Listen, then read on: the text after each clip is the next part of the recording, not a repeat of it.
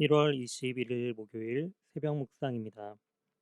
오늘 우리에게 주신 하나님의 말씀은 사도행전 5장 17절에서 32절 말씀입니다.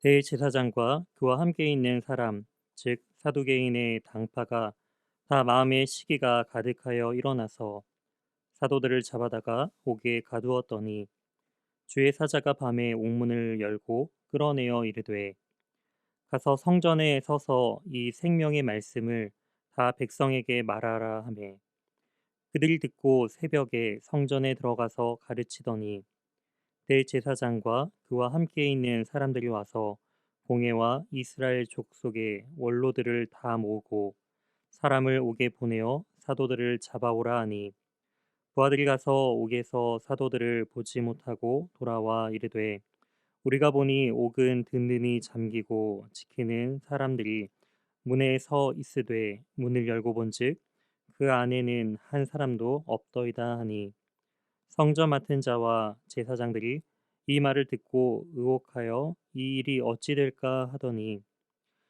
사람이 와서 알리되 보소서 옥에 가두었던 사람들이 성전에 서서 백성을 가르치더이다 하니 성전 맡은 자가 부하들과 같이 가서 그들을 잡아왔으나 강제로 못함은 백성들이 돌로 칠까 두려워함이더라.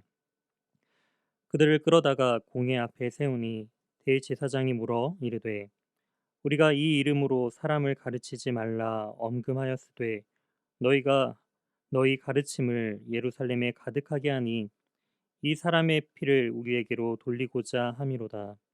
베드로와 사도들이 대답하여 이르되 사람보다 하나님께 순종하는 것이 마땅하니라.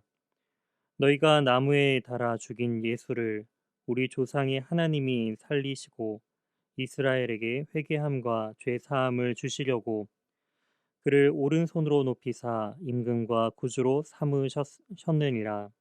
우리는 이 일의 증인이요 하나님이 자기에게 순종하는 사람들에게 주신 성령도 그러하니라 하더라.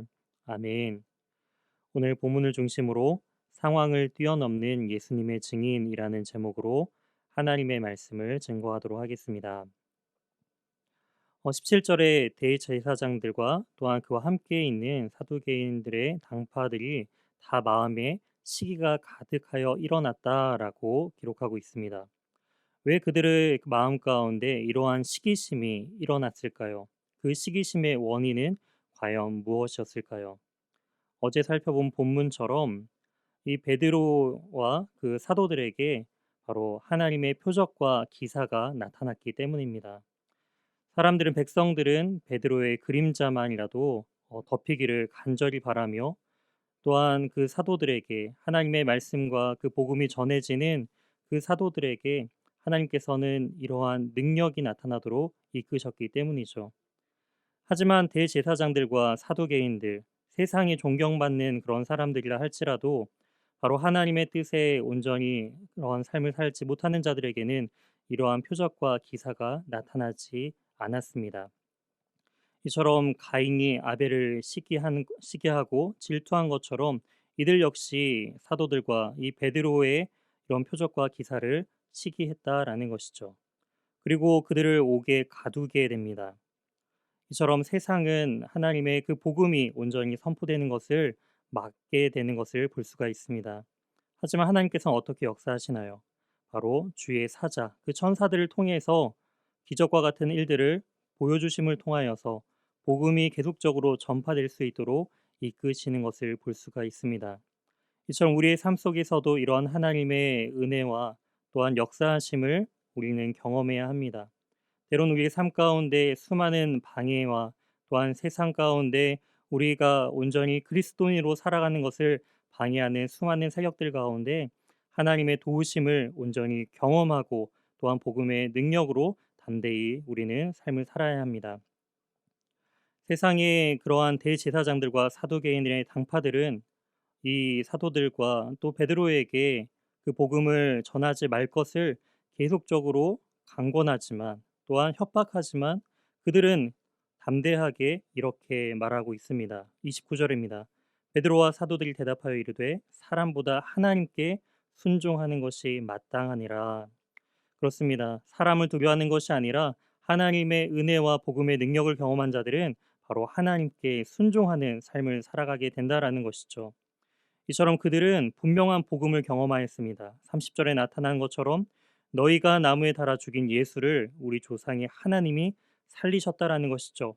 그리고 이스라엘에게 회개함과 죄 사함을 주시려고 그를 오른손으로 높이사 임금과 구주로 삼으셨다라는 것입니다. 예수님의 그 십자가의 죽으심과 부활, 그것을 경험한 이 사도들은 바로 이 일의 증인됨을 온전히 깨닫고 자신의 그 사명들을 분명하게 자신의 삶으로서 증거하는 증인의 삶을 살았다라는 것입니다. 이처럼 우리 성도들도 우리의 삶 속에서 그 복음의 능력을 경험하며 또한 우리의 삶으로 복음을 증거하는 복된 하루의 삶을 살아가는 우리 귀한 연희교회 성도님들 되시길 주님의 이름으로 소망합니다. 함께 기도하시겠습니다. 사랑해 주님 감사드립니다. 하나님, 어떠한 환경과 상황과 또한 우리를 가로막는 세상의 수많은 그 모습들 가운데 우리가 두려워하고 좌절하여 낭망하지 아니하고 다시금 주님의 그 돕는 손길을 경험하며 하나님의 그 의로우신 그 은혜를 우리의 삶을 통하여서 담대히 증거할 수 있는 힘과 능력을 허락하여 주시옵소서. 오늘도 그 그리스도의 충만한 그 복음의 능력을 덧입어 살아갈 수 있는 우리 모두가 될 수 있도록 도와주실 것을 온전히 믿사오며 이 모든 말씀 살아계신 예수 그리스도의 이름으로 기도드립니다. 아멘. 다음 기도 제목을 가지고 함께 기도하시겠습니다. 첫 번째, 오늘 말씀을 기억하며 항상 나와 함께 하신다는 그 주님의 약속을 의지하며 예수님의 증인으로서 당당히 살아갈 수 있게 해달라고 기도해 주시기 바랍니다. 두 번째, 담임 목사님 청빙을 위해 기도해 주시기 바랍니다. 연희교회가 십자가에서 죽으신 주님의 은혜에 감격하여 힘있게 믿음의 길 걸어갈 수 있도록 이끄시는 목회자를 모실 수 있도록 담임 목사님 청빙 과정 가운데 모든 성도들이 마음이 하나 되고 기도에 지치지 않으며 경건 생활에 충실한 성도들이 될 수 있도록 또한 청빙 위원들에게 분별력을 주시고 사람의 생각과 방법이 아닌 오직 주님의 뜻과 방법으로 준비된 목회자를 모실 수 있도록 기도해 주시기 바랍니다.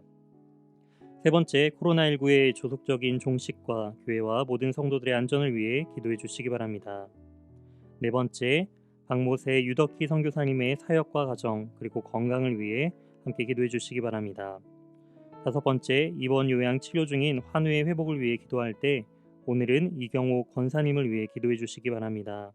지금 허리의 통증으로 많이 건강이 악화되고 계시는데 빨리 회복될 수 있도록 기도해 주시기 바랍니다. 여섯 번째, 수험생들을 위해 기도해 주시기 바랍니다. 수능 이후에 진행되고 있는 실기와 면접을 잘 준비하게 하시고 모든 입시 과정 속에서 하나님의 인도하심을 경험하며 나갈 수 있도록 기도해 주시기 바랍니다. 다 같이 기도하시겠습니다.